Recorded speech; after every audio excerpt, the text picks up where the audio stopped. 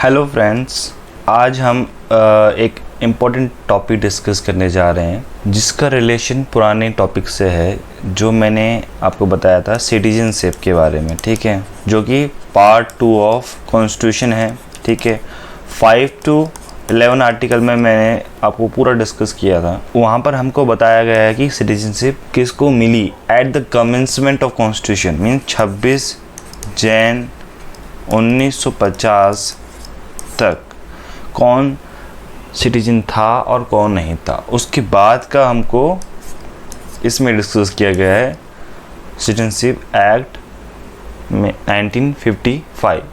वो उसमें आर्टिकल 11 में दिया भी गया है कि पार्लियामेंट कोई भी लॉ बना सकती है एक्विजिशन और लॉ से रिलेटेड। ठीक है, उसके बाद कैसे सिटीजनशिप मिलेगी ये चीज़ पार्लियामेंट तय कर सकती है। ठीक है, तो इसमें मेनली हम acquisition of citizenship and loss of citizenship के बारे में डिस्कस करेंगे और कुछ अमेंडमेंट्स जो इसमें हैं, ठीक है, लास्ट में डिस्कस करेंगे। और साथ में उसके हर एक सेक्शन में जो अमेंडमेंट्स हुए हैं वो तो साथ में उसमें ऐड होते जाएंगे। ठीक है, वो मैं साथ में डिस्कस करूँगा, पर लास्ट में एक बार हम ब्रीफ करेंगे कि क्या क्या मेन अमेंडमेंट्स हुए हैं। ठीक है, सिटीजनशिप एक्ट में अभी मेनली रिसेंटली 2019 में एक अमेंडमेंट हुआ था। ठीक है, रिलीजन बेस्ड पर, तो उस पर बहुत बवाल हुआ। ठीक है, वो भी डिस्कस करेंगे। तो एक्विजिशन ऑफ सिटीजनशिप के 6 वेज हैं। ठीक है, तो फर्स्ट हम इसको पहले हम ब्रीफ में डिस्कस कर रहे हैं। ठीक है, क्या इनका मीनिंग है। फर्स्ट, बाय बर्थ मीन्स जो इंडिया में पैदा हुआ है जो पर्सन, उसको इंडियन सिटीजनशिप मिल जाएगी। ठीक है, बाय डिसेंट वो बाहर पैदा हुआ है बट उसके जो पेरेंट्स हैं वो इंडियन सिटीजन हैं। ठीक है, वो 2 कंडीशन फुलफिल करनी है। बाय रजिस्ट्रेशन में वो इंडियन ओरिजिन का होना चाहिए। ठीक है, और वो एट करंट सिचुएशन में वो किसी और कंट्री का नेशनल है, किसी और कंट्री का सिटीजन है। ठीक है, और फोर्थ जो है बाय नेचुरलाइजेशन, इसमें वो इंडियन ओरिजिन का ना हो तो भी चलेगा और नहीं होना चाहिए। ठीक है, तो इस तरीके से वो एक्वायर कर सकता है। अभी प्रेजेंट वो किसी और कंट्री का सिटीजन होगा, ठीक है, तो फॉरेन नेशनल होगा, तो उसको हम बाय नेचुरलाइजेशन द्वारा सिटीजनशिप दे सकते हैं। ठीक है, बट बहुत सारी कंडीशंस फुलफिल करनी पड़ती है, वो मैं आपको अभी डिटेल में बताऊँगा। फिर बाय इनकॉर्पोरेशन ऑफ टेरिटरी। ठीक है, जैसे कि अगर कोई हमने टेरिटरी एक्वायर कर ली तो उनके जो लोग हैं तो उनको कैसे सिटीजनशिप दी जाए, इसमें डिस्कस किया गया है। फिर असम अकॉर्ड जो बना असम स्टेट के लिए, उसमें कैसे इलीगल माइग्रेंट्स आए और जो भी है वो चीज़ डिस्कस की गई होगी। ठीक है, अब हम डिटेल में 1 by 1 डिस्कस करने जा रहे हैं। पहले हम बाय बर्थ के बारे में डिस्कस करेंगे। ठीक है, बाय बर्थ में सबसे पहले एक वाली कंडीशन थी कि आफ्टर जनवरी 26, 1950 बट बिफोर जुलाई 1, 1987 जो भी इंडिया में पैदा हुआ है उसको हम सीधा डायरेक्ट इंडियन सिटीजनशिप दे सकते हैं। ठीक है, बट हमारा 1986 में अमेंडमेंट आया कि भाई अगर वो जुलाई 1, 1987 के बाद यहाँ पैदा होता है और बिफोर द कमेंसमेंट ऑफ 2003 का जो अमेंडमेंट एक्ट है सिटीजनशिप का, उससे पहले अगर यहाँ पैदा होता है और एंड उसके either of parents Indian citizen होने चाहिए। ठीक है, बट ये देखो मैंने आपको बताया था कि पहले पेरेंट्स की नेशनलिटी नहीं देख रहे थे। ठीक है, तो क्योंकि अगर वो इंडिया में पैदा हो गया तो उसको सिटीजनशिप दे दें, ऐसा नहीं होना चाहिए ना। कोई भी इंडिया में लीगल माइग्रेंट आता है या कोई भी आता है तो उसको सिटीजनशिप ऐसी मिल जाएगी। तो फिर ये सोचा गया। ठीक है, तो उसके बाद ये चीज़ भी हो जाएगी कि अगर कोई इलीगल माइग्रेंट आ रहा है तो हम देख ही नहीं रहे पेरेंट्स को, तो उसकी क्या स्टेटस है। तो 2003 में एक अमेंडमेंट आता है। ठीक है, उसमें कहते हैं आफ्टर दिसंबर 2004, ठीक है, आफ्टर दिसंबर 2004 कोई भी टिल डेट, ठीक है, कोई भी इंडिया में पैदा हुआ है और या उसके दोनों पेरेंट्स इंडियन सिटीजन हैं तो उसको हम इंडियन सिटीजनशिप दे देंगे। फिर या तो उसकी एक पेरेंट्स इंडियन सिटीजन हो और अदर पेरेंट्स का इलीगल माइग्रेंट नहीं होना चाहिए। ठीक, इलीगल माइग्रेंट वो होते हैं जिनके पास पासपोर्ट नहीं हो, लीगल डॉक्यूमेंट नहीं हो, अगर है तो उसका जो टाइम ड्यूरेशन है वो ख़त्म हो गई है। ठीक है, तो वो इलीगल माइग्रेंट होंगे, तो उनके बच्चों को हम इंडियन सिटीजनशिप नहीं दे सकते हैं। बाय डिसेंट, ठीक है, जो भी पर्सन आउटसाइड इंडिया पैदा हुआ है उसको हम बाय डिसेंट के द्वारा सिटीजनशिप देते हैं। जो भी पर्सन पहले से ये था, ठीक है, कि 26 जनवरी 1950 के बाद और दिसंबर 10, 1992 के पहले जो भी आउटसाइड इंडिया पैदा हुआ एंड उसके फादर इंडियन सिटीजन थे eight the time of his birth, ठीक है, तो उसको हम बाय डिसेंट के द्वारा इंडियन सिटीजनशिप दे देते। ठीक, अब नेक्स्ट ये अमेंडमेंट आया 1992 का, ठीक है, कि भाई ये तो डिस्क्रिमिनेशन है, सिर्फ फादर ही क्यों इंडियन सिटीजन होना चाहिए, ईदर ऑफ पेरेंट्स होना चाहिए, तो बाद में ईदर ऑफ पेरेंट्स किया गया। ठीक है, जो भी दिसंबर 10, 1992, ठीक है, दिसंबर 10, 1992 के बाद कोई भी आउटसाइड इंडिया पैदा हुआ है और उसकी either of parents Indian citizen हैं at the time of birth, तो उसको हम बाय डिसेंट के द्वारा सिटीजनशिप दे सकते हैं। फिर 2003 में अमेंडमेंट आता है, ठीक है, इसमें कहते हैं कि भैया ऐसे तो नहीं दे सकते ना, अगर वो यहाँ पैदा हुआ नहीं है तो उसको कैसे हम इंडियन सिटीजनशिप दे दें। तो वही कहा गया कि अगर वो आउटसाइड इंडिया पैदा हुआ है तो उसको हम बाय डिसेंट के द्वारा इंडियन सिटीजनशिप नहीं दे सकते अनलेस उसका जो बर्थ है इंडिया में रजिस्टर किया जाए विद इन 1 ईयर ऑफ उसकी डेट ऑफ बर्थ। ठीक है, फिर अगर वो जब भी रजिस्टर हो जाता है, ठीक है, तो उसको किसी और देश की जो पासपोर्ट है उसको छोड़ना पड़ेगा, उस देश की सिटीजनशिप छोड़नी पड़ेगी, ये अंडरटेकिंग उसके पेरेंट्स को देनी है। ठीक है, नेक्स्ट तरीका है बाय रजिस्ट्रेशन। बाय रजिस्ट्रेशन हम पर्सन ऑफ इंडियन ओरिजिन को सिटीजनशिप देते हैं, ठीक है, जो कि प्रेजेंटली किसी और कंट्री के सिटीजन है, ठीक है, और वो इलीगल माइग्रेंट नहीं है, ठीक है, तो यहाँ वो एप्लीकेशन दे के रजिस्ट्रेशन करा सकते हैं, पर उनको कुछ कैटेगरीज़ में आना होगा। ठीक है, पहली कैटेगरी है माइनर्स के लिए, ठीक है, अगर उनके पेरेंट्स इंडियन सिटीजन हैं तो उनको 1 साल के अंदर डेट ऑफ बर्थ के उनको यहाँ इंडियन कॉन्सुलेट में रजिस्टर करवाना होगा। ठीक है, सेकंड है, ठीक है, अगर वो ऑर्डिनरी 7 साल से यहाँ रिसाइड कर रहा है, ठीक है, और उसके पास OCI कार्ड नहीं है, ठीक है, तो वो यहाँ की रजिस्ट्रेशन के तहत वो सिटीजनशिप ले सकता है। ठीक है, अगर उसके पास OCI कार्ड नहीं है और 7 साल रहे, ठीक है, तो वो इंडियन सिटीजनशिप पा सकता है। अगर उसके पास OCI कार्ड है, ठीक है, 5 साल तक, ठीक है, तो वो 12 महीने रहे और इंडियन सिटीजनशिप पा सकता है। ठीक है, चौथा तरीका है, देखो OCI का तो हाँ या ना में जवाब जो है, ये OCI जो है उसके पास नहीं है तो वो 7 साल रहे, ठीक है, उसे है 5 साल तक का तो वो 12 महीने रहे और इंडियन सिटीजनशिप पा ले। ठीक है, फिर अगर वो किसी इंडियन से मैरी होता है, ठीक है, तो भैया मैरिड टू इंडियन, ठीक है, तो यहाँ वो 7 साल रहे और इंडियन सिटीजनशिप ले सकता है। ठीक है, एप्लीकेशन दे और रजिस्ट्रेशन ले ले। ठीक है, पर वो गवर्नमेंट की मर्जी है। ठीक है, अगर वो सारी कंडीशन फुलफिल कर रहा है तभी तो देंगे। ठीक है, 5th तरीका है माइनर्स, तो मैंने आपको बता दिया। ठीक है, अब जो 18 ईयर अबव है और उनके जो पेरेंट्स हैं as a Indian citizen register हैं तो उसको भी मिल सकती है। ठीक है, क्योंकि भैया अगर वो चाहे तो भैया 18 साल से ऊपर अगर का है तो इंडियन सिटीजनशिप ले सकता है, क्योंकि उसको नहीं चाहिए बाहर की सिटीजनशिप, वो चाहता है कि मैं इंडियन हूँ तो भाई इंडियन ही रहूँ, क्योंकि पेरेंट्स ने उसको दिलवा दी बाहर की सिटीजनशिप। ठीक है, फिर छठा तरीका है, 5 तरीके हो गए हैं। ठीक है, अब छठा तरीका है, अगर उसकी एज हो चुकी है 18 साल से ऊपर, ठीक है, और उसके ईदर ऑफ पेरेंट्स, ठीक है, अर्लियर इंडियन सिटीजन थे इंडिपेंडेंट इंडिया के, ठीक है, जो कि हमारी डेट है 15 अगस्त 1947 के बाद, ठीक है, इंडिपेंडेंट इंडिया में पैदा हुए हैं, ठीक है, तो उनको हम इंडियन सिटीजनशिप दे सकते हैं अगर वो 12 महीने यहाँ रिसाइड करे, ठीक, 12 मंथ्स यहाँ रिसाइड करे, तो उनको हम इंडियन सिटीजनशिप दे सकते हैं और वो एप्लीकेशन दे और रजिस्ट्रेशन ले ले, ठीक है। और OCI का तो मैंने आपको बता दिया। तो 6 तरीके हो गए, एक बार रिवाइज कर लेते हैं।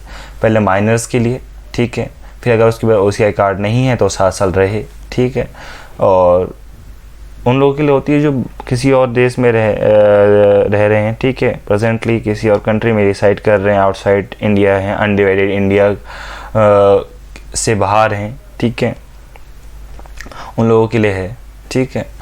फिर अगर उसके पास OCI कार्ड है 5 साल तक का तो वो 12 महीने रहे, ठीक है, और इंडियन सिटीजनशिप पा सकता है। फिर वो अगर इंडियन से मैरी होता है तो 7 साल यहाँ रिसाइड करे और इंडियन सिटीजनशिप पा सकता है। फिर 18 साल का हो चुका है, उसकी पूरी एज है, फुल एज पा चुका है, ठीक है, मेजर हो चुका है, माइनर नहीं रहा, ठीक है, तो उसको इंडियन सिटीजनशिप मिल सकती है, ठीक है। अब वो 18 साल का ऊपर हो चुका है और वो, ठीक है, इंडिपेंडेंट इंडिया में पैदा हुए हैं उसके जो पेरेंट्स हैं, ठीक है, तो उसको भी 12 महीने रह के यहाँ इंडियन सिटीजनशिप मिल सकती है, ठीक है। यहाँ पर मैंने जो 5वां बताया जो 18 साल से ऊपर का है उसके तो पेरेंट्स इंडियन सिटीजन ऐसा रजिस्टर होने चाहिए, ठीक है। अब जो मैंने ये बताया आपको, ठीक है, कि वो इंडियन ओरिजिन का होना चाहिए, ईदर ऑफ पेरेंट्स, ठीक है, तो वो कहाँ पैदा होने चाहिए, ठीक है, अनडिवाइडेड इंडिया, ठीक है, अनडिवाइडेड इंडिया में पैदा होने चाहिए, ठीक है, अनडिवाइडेड इंडिया, और ऐसी टेरिटरी जो कि इंडिया ने 15 अगस्त 1947 के बाद, ठीक है, इंडिया में जो उसके पार्ट बनी है, पहली कंडीशन कि वो अनडिवाइडेड इंडिया में पैदा हो उसके पेरेंट्स, ठीक है, और अगर वो किसी ऐसी टेरिटरी में पैदा हुए हैं जो कि बाद में 15 अगस्त 1947 के बाद इंडियन टेरिटरी में हमने उसको ले लिया है, तो उनके बच्चे जो हैं अगर बाहर पैदा हुए हैं, ठीक है, या किसी और देश की सिटीजनशिप ले चुके हैं तो उनको बाय रजिस्ट्रेशन हम क्या दे सकते हैं, इंडियन सिटीजनशिप दे सकते हैं, ठीक है। अब नेक्स्ट तरीका है बाय नेचुरलाइजेशन। इसमें हमें इंडियन ओरिजिन का होना ज़रूरी नहीं है, किसी और देश के सिटीजन हैं, ठीक है, बट वो इलीगल माइग्रेंट नहीं होने चाहिए, ठीक है, और कुछ और क्वालिफिकेशन उनको हासिल करनी है। पहली क्वालिफिकेशन ये है कि वो जिस देश की भी अभी सिटीजन हैं वो देश हमारे इंडियंस को अपनी देश की सिटीजनशिप दे बाय नेचुरलाइजेशन, ठीक है। सेकंड, वो उस देश की सिटीजनशिप रिनाउंस करे तभी उनको यहाँ की सिटीजनशिप मिलेगी। तीसरी कंडीशन बहुत इंपॉर्टेंट है, ठीक है, जो कि आपको रिलेट करेगी फोर्थ से, ठीक है। थर्ड एंड फोर्थ कंडीशन बहुत इंपॉर्टेंट है। थर्ड कंडीशन ये है कि वो 12 महीने तक इंडिया में या तो रिसाइड करे, ठीक है, या वो ये सर्विस करे गवर्नमेंट ऑफ इंडिया के अंदर, या पार्टली पहली कंडीशन या पार्टली दूसरी कंडीशन, ठीक है, before the preceding the date of application, ठीक है। फोर्थ कंडीशन और इम्पोर्टेंट है, ठीक है, वो 14 साल immediately preceding the same period of 12 month, इस 12 महीने से भी पहले, ठीक है, वो इंडिया में रिसाइड कर रहा हो या सर्विस कर रहा हो गवर्नमेंट ऑफ इंडिया के अंदर, ठीक है। मिला के अगर हम एग्रीगेट कहे नॉट लेस देन 11 ईयर्स, ठीक है, हम काउंट करते हैं, ठीक है। अब वो गुड कैरेक्टर का होना चाहिए, फिफ्थ कंडीशन, ठीक है, गुड कैरेक्टर का होना चाहिए। छठी कंडीशन है कि उसको हमारी जो भी 8th शेड्यूल में लैंग्वेजेस बताई गई हैं उनमें से एक लैंग्वेज उसको आती हो, ठीक है, उसमें वो परफेक्ट हो। फिर हमारी 7th कंडीशन है कि जब उसको हम नेचुरलाइजेशन के अंदर सिटीजनशिप दे, सर्टिफिकेट दे, तो आगे भी वो इंडिया में रिसाइड करे और गवर्नमेंट ऑफ इंडिया के अंदर सर्विस करे या कोई भी ऐसे इंटरनेशनल ऑर्गेनाइजेशन के अंदर काम करे जिस इंडिया मेंबर हो, ठीक है। अब कुछ लोगों के लिए ये कंडीशन फुलफ़िल करना ज़रूरी नहीं है, ठीक है। ये कुछ ऐसे डिस्टिंग्विश सर्विस में होते हैं जैसे साइंस में या philosophy, art, literature, world peace, human progress, ऐसे कुछ ऐसे फील्ड्स हैं जिनके कुछ ऐसे डिस्टिंग्विश लोग होते हैं जिनको हम सिटीजनशिप ऐसे ही दे देते हैं बाय नेचुरलाइजेशन। ये कंडीशन फुलफिल करने की ज़रूरत नहीं है, वो गवर्नमेंट तय करती है, ठीक है। बट जिनको भी सिटीजनशिप दी गई है बाय नेचुरलाइजेशन, उनको हमारे कॉन्स्टिट्यूशन ऑफ इंडिया के प्रति एक ओथ लेनी होगी कि हम उसके प्रति allegiance to constitution of India हम रहेंगे, हम एक सम्मान करेंगे कॉन्स्टिट्यूशन ऑफ इंडिया को, ठीक है।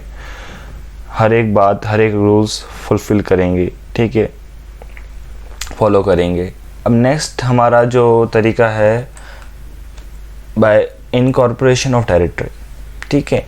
कोई भी टेरिटरी जो कि इंडियन टेरिटरी में हम इंक्लूड करते हैं, सेंट्रल गवर्नमेंट उन लोगों को ऑफिशियल गेजेट में निकालेगी, ठीक है, कि वो उन लोगों को हम इंडियन सिटीजनशिप दे रहे हैं। कुछ एक नोटिफाइड डेट होगी, जैसे कि हमारा पौंडीचेरी को इंक्लूड किया गया, ठीक है, इंडिया का पार्ट माना गया, ठीक। तो गवर्नमेंट ऑफ इंडिया ने एक सिटीजनशिप पौंडीचेरी ऑर्डर निकाला 1962 में, ठीक है, अंडर द सिटीजनशिप एक्ट 1955। इसी एक्ट के अंदर एक सिटीजनशिप ऑर्डर निकाला, ठीक है, पौंडीचेरी के लिए। तो उन लोगों को भी इंडियन सिटीजनशिप दे दी गई, ठीक है, एक स्पेसिफाइड डेट होगी। नेक्स्ट कंडीशन है, एक अमेंडमेंट आया 1985 में, सिटीजनशिप अमेंडमेंट एक्ट 1985, जिन के एक स्पेशल प्रोविज़न बनाए गए उन लोगों के लिए जो कि असम अकॉर्ड के अंदर जिनको सिटीजनशिप दी गई थी, ठीक है। ये फॉरेनर्स के लिए है, ठीक है। तो इसमें दो कंडीशन दी गई है। पहली कंडीशन है जिसमें कि वो इंडियन ओरिजिन का होना चाहिए, ठीक है, और जो भी इंडियन ओरिजिन का है और असम आया है, ठीक है, कब, बिफोर 1 जैन 1966, कहाँ से, बांग्लादेश से, ठीक है।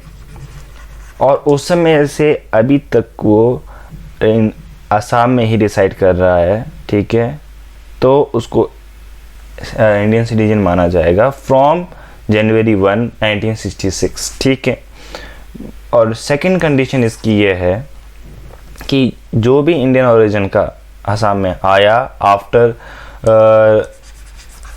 कब, जैन 1, 1966, ठीक है, और मार्च 25, बिफोर मार्च 25, 1971 से पहले जो भी बांग्लादेश से आया, ठीक है, और असम में डिसाइड कर रहा है from the date of entry, ठीक है, बट उसको एज अ फॉरेनर डिटेक्ट किया गया है, तो उसको इंडियन सिटीजन ऐसा रजिस्टर होना होगा कब, within 10 years of expiry date of जब से वो फॉरेन डिटेक्ट हुआ है, ठीक है। जब से फॉरेन डिटेक्ट हुआ है उसके 10 साल के अंतर्गत उसको ऐसा इंडियन सिटीजन रजिस्टर होना होगा, और फिर उस 10 पीरियड्स के अंदर उसको सारे राइट्स, सारे ऑब्लिगेशन मिलेंगे, ऑब्लिगेशन पूरे करने होंगे, सारी रिस्पॉन्सिबिलिटी उसकी होंगी, बट उसको राइट टू वोट नहीं मिलेगा एक्सेप्ट दैट, ठीक है। नेक्स्ट हम डिस्कस करेंगे लॉस ऑफ सिटीजनशिप, ठीक है, बाय 3 वेज। फर्स्ट है renunciation of citizenship, second termination, और थर्ड हमारा डेप्रिवेशन, ठीक है। फर्स्ट रिनंसिएशन, कोई भी इंडियन सिटीजन जो फुल एज का हो, 18 ईयर्स अबव हो, ठीक है, फुल कैपेसिटी में, ठीक है, अपनी कैपेसिटी में ही वो हमारी देश की सिटीजनशिप को रिनाउंस कर रहा हो, छोड़ रहा हो, तो उसकी इंडियन सिटीजनशिप सीज हो जाएगी, ठीक है। आफ्टर उसने ये जब सीज कर दी, ठीक है, सीज हो गई सिटीजनशिप, तो उसका जो माइनर चाइल्ड है उसकी भी सिटीजनशिप ख़त्म हो जाएगी, ठीक है। आने वाले समय में जब वो फुल एज का हो जाएगा तो वो हमारी देश की सिटीजनशिप ले सकता है, ठीक है। बट ये वार के दौरान, ठीक है, हमारी जो सेंट्रल गवर्नमेंट है उनकी सिटीजनशिप जो ये रेनाउंस कर रहे हैं उसको रद्द भी कर सकती है, नहीं मानती है, ठीक है। अब नेक्स्ट तरीका है बाय टर्मिनेशन। अगर वो वॉलंटरली किसी और देश की सिटीजनशिप लेता है, ठीक है, तो इंडियन सिटीजनशिप उसकी ऑटोमेटिकली टर्मिनेट हो जाएगी, ठीक है। बट ये भी वार के दौरान मान्य नहीं होता है, ठीक है। और बहुत इम्पोर्टेंट है कि विदाउट कंपल्शन, ठीक है, विदाउट कंपल्सन ये होना चाहिए, कोई एक्स्ट्रा उसका इन्फ्लुएंस या कोई, ठीक है, अनड्यू इन्फ्लुएंस नहीं होना चाहिए। डेप्रिवेशन ऑफ सिटीजनशिप, ठीक है, ये कंपल्सरी टर्मिनेशन है जो सेंट्रल गवर्नमेंट करती है, ठीक है। इंडियन सिटीजन कोई भी हो, अगर वो सेंट्रल गवर्नमेंट की सिटीजनशिप ले लेती है, अगर वो कुछ कंडीशन फुलफिल नहीं कर पा रहे होते हैं, ठीक है। कुछ 5 तरीके होते हैं, ठीक है, 5 वेज हैं जिनसे कि सेंट्रल गवर्नमेंट उनकी सिटीजनशिप ले सकती है। फर्स्ट है, ठीक है, अगर वो बाय फ्रॉड हमारी इंडियन सिटीजनशिप ली है उन्होंने, तो वो अपना अभी ऑटोमेटिकली टर्मिनेट हो जाएगी, ठीक है। फिर नेक्स्ट है, अगर वो डिसलॉयल हैं हमारे कॉन्स्टिट्यूशन के प्रति, तो उनकी सिटीजनशिप ले ली जाएगी, ठीक है। थर्ड, अगर वो अनलॉफुली किसी भी एनिमी के साथ हमारा कोई कनेक्शन रखते हैं या कोई ट्रेड करते हैं, तो उनकी सिटीजनशिप ले ली जाएगी, टर्मिनेट हो जाएगी, ठीक है।